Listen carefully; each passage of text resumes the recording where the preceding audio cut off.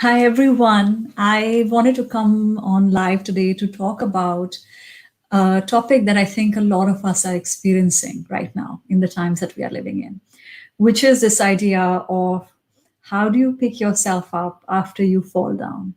And of course, I'm not talking about an actual fall, I'm talking about a metaphorical fall.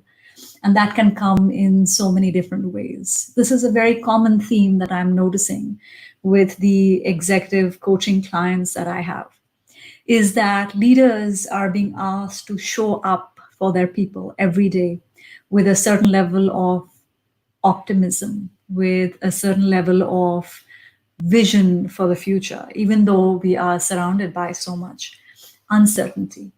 And of course, business is getting impacted because, you know, contracts are becoming more difficult to get. A lot of old clients are not renewing their contracts. New business is slower. And so, as an executive coach, um, I share with them some strategies that I thought I'll share with you that might help some of you. And the reason why I thought I'll do that is because I'm experiencing something like that personally myself right now. So, yesterday, I was involved in a panel discussion on the future of work, and we were talking about collective leadership, and it was a fabulous panel. We had people from all over the world that had tuned in. It was a great conversation, and I enjoy nothing more than a great conversation. And a friend of mine had sent me flowers that evening. So everything was going perfectly fine. But just before I went to bed, I decided to check my email. Yeah, I know that's never a good idea. But I did. And when I checked my email, I found that I had actually got some news that was not very good. And I felt very crestfallen. So all the effect of the evening kind of wore off with this jarring news, and it was kind of like a fall. So I said, it's like they say, physician treat thyself. How could I apply some of those strategies that I teach to my clients to pick myself up after what had happened? And so those are three strategies, so let me share them with you right now. The first strategy has to do in the way we talk about what we are experiencing and what we are going through. So, very often we will say things like, I'm stressed, I'm upset, I'm angry. And I want you to start trying this thing. Next time when you're feeling upset and angry and stressed, instead of saying, I am upset, I'm angry, I'm stressed, I want you to say, I am experiencing anger. I am experiencing stress. Now, you might say, well, what's the big difference? Well, there's a huge difference. When you say something like, I am angry, you take on the emotion and you embody it. What we are trying to do here when we say, I am experiencing anger, I am experiencing conflict, I am experiencing despair, is that we are trying to create a little bit of a space between you and that particular emotion. And in creating that space is when we open up the possibility and the opportunity to start embodying a different emotion, and an emotion that will allow us to get up after that fall. So try this next time, the strategy of changing the language on how you talk about what you're experiencing. The second strategy is that I know a lot of people are wired for optimism, right? No matter what happens, they will see the silver lining. And no, I'm not going to tell you go look for the silver lining. You know that. I don't need you to tell you that, right? But again, it's in the way we think about the situation, right? So we often tend to ask ourselves, especially in the times that we are in, why is this happening to me? Right? I heard a story of this girl who had taken a loan to study in Oxford. She was the first person from her family who was going to go overseas for higher education. She took a massive loan, etc. And then COVID hit. And she wasn't able to go. And I think about her, and I think about a lot of us who are finding ourselves in situations which we didn't bargain for situations that we didn't feel like it's fair that it is happening to us. And so when we ask ourselves, why me?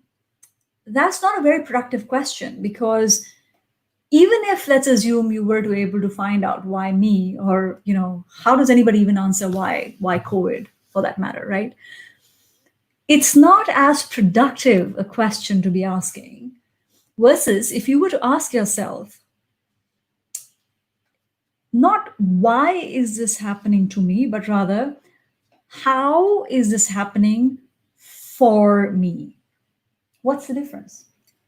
The difference is that when we ask, how is this happening for me, we open up a window of opportunity to explore what the situation may be inviting us to become, to learn, to be, to reconsider, to explore.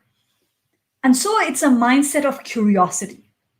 It's also a mindset of agency and control over our environment. Because what happens is that many times when it's very uncertain and we take a fall, and our logical mind keeps trying to figure out, why did this happen? How could I have corrected? Many times you couldn't have done anything to avoid the situation that you're in. And that is why asking, how is this situation here to serve me, actually opens up that line of inquiry where we can ask ourselves, what am I being invited to become in this moment? More than the person who's sitting there and saying, why me? Why now? Why this? And the third strategy, that is one of my favorite strategies, by the way. Of late, I have been using it more than once a day, is what I call achievement stacking. Okay. And it works quite simply as when you find yourself next time in this position where you feel like you don't have, you're in despair, you don't know how to get out of it, I want you to think about 2 or 3 situations or events in your life or achievements that you feel really good about. Okay. And I want you to list these experiences, write about them, but more importantly, once you have identified what these are, should step back and immerse yourself. Hi, Ludmila. Thank you about that. How I want you to immerse yourself in that scenario, and I want you to close your eyes, and I want you to imagine being back in that scene with every little detail, right? What were you wearing? Who was around you? What did you do right after you were, in that situation? What were people saying to you? Did you call somebody and share that news about, your great achievement, etc.? I want you to relive that moment in a lot of detail. And I promise you, you will find that by the time you finish reliving the details, you will experience a physiological shift in who you were a few moments ago. And so I guess, what I'm trying to say is that in the way we use language, I'm upset versus I'm experiencing distress, I'm angry versus I am experiencing anger, asking ourselves, what is the invitation of this moment, this situation? And this habit of achievement stacking that I shared with you are very quick ways to instantly shift your state and therefore enable a new pathway to appear. And I really like that quote which said that courage doesn't always roar. Courage sometimes whispers and says, I'm ready to try again. And right now, the environment that we are in, it is a lot about just trying again one more time, trying again differently. And just remember that when you start again this time, you're not starting afresh, you're starting from experience. And no experience that you ever have is a loss. So here's to you, my friends. I hope that the 3 strategies of picking yourself up when you fall have been useful. I'm having, like I said, a slow morning. I'm trying to deal with the email I got yesterday. And I have been using these strategies all morning. So I hope that they have been helpful to you as well. If they have, do share your comment. And I would love to know if you have any other strategies that you use to get up when you fall. I know the eat the entire tub of ice cream one too well, so we'll pass that one, but any others are most welcome. So have yourself a wonderful day, and I'll see you again.